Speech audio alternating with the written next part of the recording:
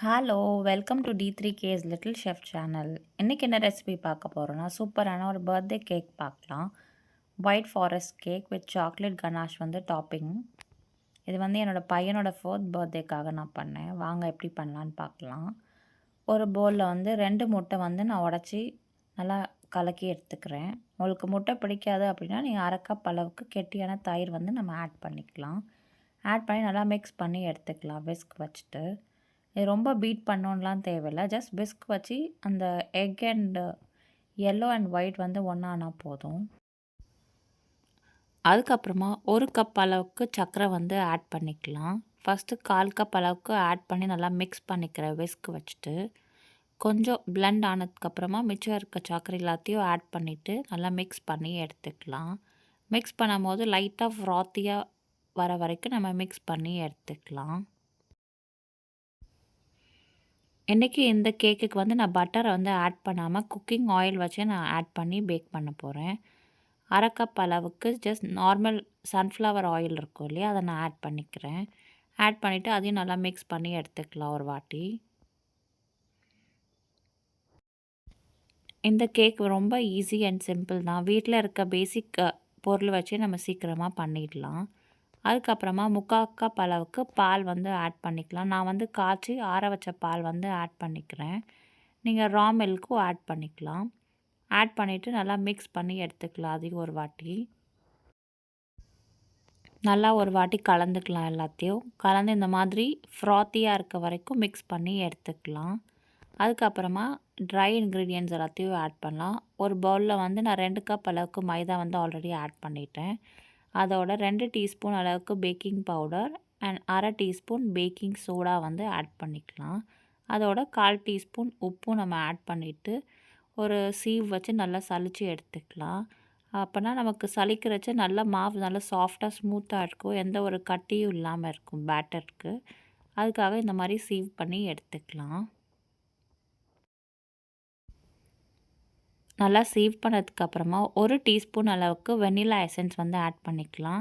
கேக்குக்கு நல்ல ஒரு ஃப்ளேவரும் டேஸ்ட்டும் கொடுக்கும். அந்த எக்கோட ஸ்மெல்லும் நமக்கு இதை எசன்ஸ் ஆட் பண்ணுறச்சு அவ்வளோவா தெரியாது. அதுக்கப்புறமா நம்ம எல்லாத்தையும் நல்லா மிக்ஸ் பண்ணி எடுத்துக்கலாம். ரொம்பையும் மிக்ஸ் பண்ணாமல் cut and fold method use பண்ணி நம்ம வந்து நல்லா மாவை வந்து ஒன்று சேர கலக்கி எடுத்துக்கலாம். இந்த பேட்டர் வந்து ரொம்பவும் திக்காக இருக்காது, அட் த சேம் டைம் ரொம்பவும் லூஸாக இருக்காது. ஏன்னா நம்ம 3/4 கப் பால் வந்து அளந்து ஊற்றுறதுனால பேட்டர் வந்து கரெக்டான கன்சிஸ்டன்சிக்கு இருக்கும். சப்போஸ் மாவு வந்து உங்களுக்கு ரொம்ப திக்காக இருக்குது அப்படின்னா இந்த ஸ்டேஜில் ஒரு 2லேருந்து 3 டேபிள் ஸ்பூன் அளவுக்கு பால் ஆட் பண்ணி நல்லா மிக்ஸ் பண்ணி எடுத்துக்கோங்க.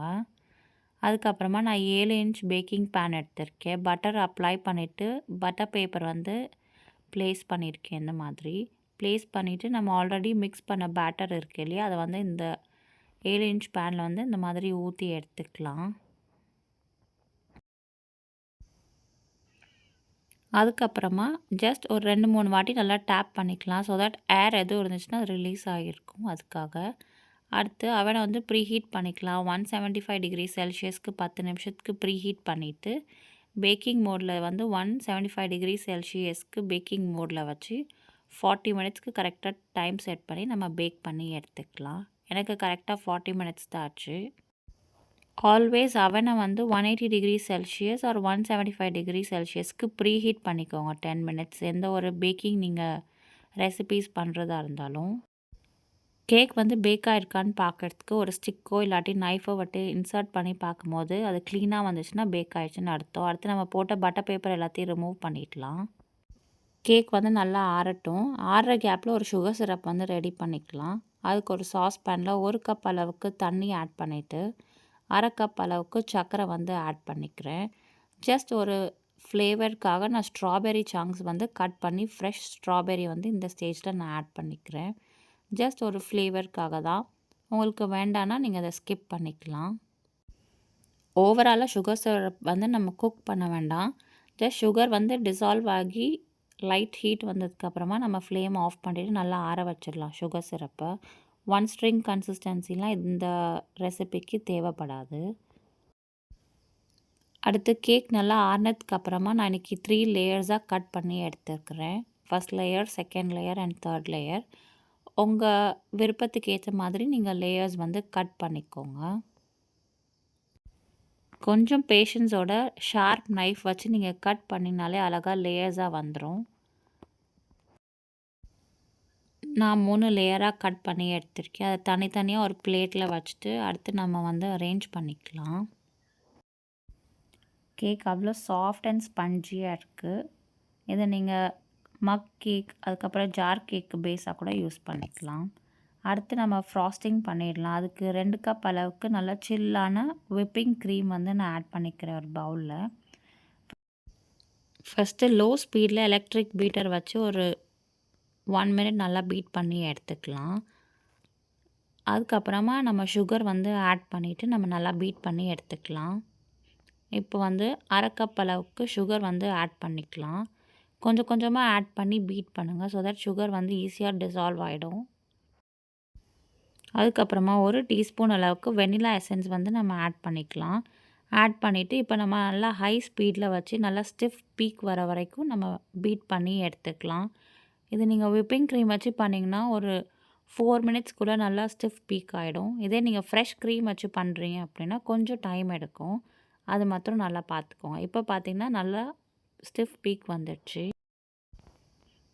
இதை வந்து ஒரு பைப்பிங் பேக்கில் வந்து நாசில் போட்டுட்டு நம்ம ரெடி பண்ண க்ரீம் இருக்குது இல்லையா, அதை வந்து நம்ம பைப்பிங் பேக்கில் வந்து நல்லா ஸ்டஃப் பண்ணி எடுத்துக்கலாம். உங்கள்கிட்ட பைப்பிங் பேக் இல்லை அப்படின்னா நீங்கள் டைரெக்டாக கேக்கில் வந்து ஸ்பேச்சுலா வச்சு நீங்கள் ஃபுல்லாக அப்ளை பண்ணிக்கலாம் க்ரீம். பைப்பிங் பேக்கில் போட்டுட்டு நீங்கள் க்ரீம் அப்ளை பண்ணுறச்ச நமக்கு ஒர்க் வந்து ஈஸியாக இருக்கும். அதுக்காக தான். அதுக்கப்புறமா ஒரு கேக் போர்டு வந்து எடுத்துகிட்டு அதில் லைட்டாக க்ரீம் அப்ளை பண்ணிக்கலாம். ஸோ தட் கேக் நம்ம வைக்கும் போது எங்கேயும் நகராமல் இருக்கும். அதுக்கப்புறமா நான் வந்து ஃபஸ்ட்டு டாப் லேயர் வந்து நான் கீழே பேஸாக வச்சுக்கிறேன். வச்சுட்டு நம்ம ஆல்ரெடி சுகர் சிரப் ரெடி பண்ணோம் இல்லையா, அதை நல்லா ஜென்ரஸாக அப்ளை பண்ணிக்கலாம். நம்ம ஸ்ட்ராபெர்ரி ஆட் பண்ணனால டேஸ்ட் கொஞ்சம் டிஃபர் ஆகும். இந்த மாதிரி நல்லா அப்ளை பண்ணிக்கலாம். ஸோ தட் நம்ம கட் பண்ணும்போது நல்லா ஜூஸியாக இருக்கும் கேக்கு. அதுக்கப்புறமா நம்ம க்ரீம் வந்து இன்னொரு லேயராக வந்து அப்ளை பண்ணிவிட்டு நல்லா ஈவனாக ஸ்மூத் பண்ணி எடுத்துக்கலாம். இந்த மாதிரி நல்லா அப்ளை பண்ணிவிட்டு பேலட் நைஃப் வச்சு பண்ணிக்கலாம். என்கிட்ட இல்லாததுனால நான் பட்டர் நைஃப் வச்சு ஸ்மூத் பண்ணி எடுத்துக்கிறேன். டர்ன் டேபிள் இருந்துச்சுன்னா இன்னும் ஈஸியாக இருக்கும் உங்களுக்கு டர்ன் பண்ணி அப்ளை பண்ணுறதுக்கு. நான் ஜஸ்ட் டர்ன் டேபிள் இல்லாமல் பண்ணி காட்டுறேன். அதுக்கப்புறமா செகண்ட் லேயர் வந்து மிடில் லேயர் நம்ம கட் பண்ணோம் இல்லையா, அதை வந்து செகண்ட் லேயராக வச்சுட்டு அதே ப்ராசஸ் வந்து நம்ம ஃபாலோ பண்ணிக்கலாம். சுகர் சிரப் நல்லா ஜென்ரஸாக அப்ளை பண்ணிவிட்டு திருப்பி க்ரீம் வந்து ஒரு லேயர் ஆக்கிட்டு நல்லா ஸ்மூத் பண்ணி எடுத்துக்கலாம். விப்பிங் க்ரீம் வந்து கண்டிப்பாக ஃப்ரிட்ஜில் வச்சுட்டு நம்ம வந்து பீட் பண்ணால் தான் இந்த மாதிரி கன்சிஸ்டன்சிக்கு வரும். சப்போஸ் உங்களுக்கு கொஞ்சம் டைம் எடுக்குது இல்லை தண்ணியாக இருக்க மாதிரி இருக்குன்னா நீங்கள் திருப்பியும் ஃப்ரிட்ஜில் வச்சுட்டு நீங்கள் பீட் பண்ணி எடுத்துக்கலாம். அதுக்கப்புறமா தேர்ட் லேயர் வந்து நான் பாட்டம் லேயர் இருக்குது இல்லையா, லாஸ்ட் லேயர், அதை வந்து நான் மேலே வச்சுக்கிறேன். ஸோ தட் நமக்கு ஈவனாக இருக்கும் கேக் பார்க்கறதுக்காக. அதே தான் சுகர் சிரப் அப்ளை பண்ணிவிட்டு க்ரீம் அப்ளை பண்ணி நல்லா ஸ்மூத் பண்ணி எடுத்துக்கலாம் எல்லா சைட்ஸ்லேயுமே. க்ரீம் நிறையா அப்ளை பண்ணிவிட்டு அதுக்கப்புறமா நம்ம ஸ்மூத் பண்ணிவிட்டு சைஸில் இருக்கிறது எல்லாமே எடுத்துடலாம். ஸோ தட் ஈஸியாக இருக்கும் நமக்கு அப்ளை பண்ணுறதுக்கு. உங்களுக்கு விப்பிங் க்ரீம் வந்து பிடிக்கல அப்படின்னா நீங்கள் பட்டர் ஃப்ராஸ்டிங் கூட பண்ணலாம். ஒன்றும் இல்லை, ஜஸ்ட் பட்டர் அண்ட் சுகரை வந்து நல்லா பீட் பண்ணிகிட்டே இருந்திங்கன்னா இந்த மாதிரி கன்சிஸ்டன்சிக்கு வரும். அதை நம்ம வந்து அப்ளை பண்ணிக்கலாம். சொல்லப்போனால் ஃப்ரெஷ் க்ரீமை விட நமக்கு பட்டர் ஃப்ராஸ்டிங் வந்து அப்ளை பண்ணுறதுக்கு இன்னும் கொஞ்சம் ஈஸியாக இருக்கும். உங்கள் விருப்பத்துக்கு ஏற்ற மாதிரி நீங்கள் மாற்றிக்கலாம். அடுத்து சைட்ஸ் எல்லாத்தையுமே நம்ம அப்ளை பண்ணிவிட்டு எக்ஸ்ட்ரா இருக்கிறதெல்லாம் ஒரு டிஷ்யூ பேப்பரோ இல்லாட்டி கிளாத் வச்சு க்ளீன் பண்ணி எடுத்துடலாம். அதுக்கப்புறமா நான் ஹோம்மேட் சாக்லேட் கனாஷ் தான் பண்ண போகிறேன். கொக்கோ பவுடர் வச்சுட்டு ஒரு பேனில் வந்து 3 டேபிள் ஸ்பூன் அளவுக்கு கோகோ பவுடர் வந்து நம்ம ஆட் பண்ணிக்கலாம். அதோட இனிப்புக்கு வந்து 1/4 கப் அளவுக்கு சர்க்கரை வந்து ஆட் பண்ணிக்கலாம். அதுக்கப்புறமா 1 டேபிள் ஸ்பூன் அளவுக்கு ரூம் டெம்பரேச்சரில் இருக்க பட்டர் வந்து ஆட் பண்ணிக்கலாம். கொஞ்சமாக சால்ட் ஆட் பண்ணிக்கலாம் சுகர் வந்து என்ஹான்ஸ் பண்ணுறதுக்காக. அதுக்கப்புறமா பைண்டிங் ஏஜென்ட்காக ஒரு 2 டீஸ்பூன் அளவுக்கு கார்ன்ஃப்ளவர் வந்து ஆட் பண்ணிக்கலாம். அதோட 1 டீஸ்பூன் வெனிலா எசன்ஸ் ஆட் பண்ணிக்கலாம் ஃப்ளேவருக்காக. லாஸ்ட்டாக 1 கப் அளவுக்கு பால் வந்து நம்ம ஆட் பண்ணி நல்லா மிக்ஸ் பண்ணி எடுத்துக்கலாம். எந்த ஒரு கட்டியும் இல்லாமல் கொஞ்சம் கொஞ்சமாக ஆட் பண்ணி நீங்கள் விஸ்க் வச்சு நல்லா மிக்ஸ் பண்ணி எடுத்துக்கோங்க. உங்களுக்கு கொஞ்சம் கெட்டியாக இருக்க மாதிரி இருக்குன்னா நீங்கள் கூட பால் ஆட் பண்ணிவிட்டு நல்லா மிக்ஸ் பண்ணி எடுத்துக்கலாம். அதுக்கப்புறமா நம்ம வந்து ஸ்டவ்வை வந்து ஆன் பண்ணிவிட்டு ஃப்ளேமை வந்து லோவில் வச்சுக்கலாம்.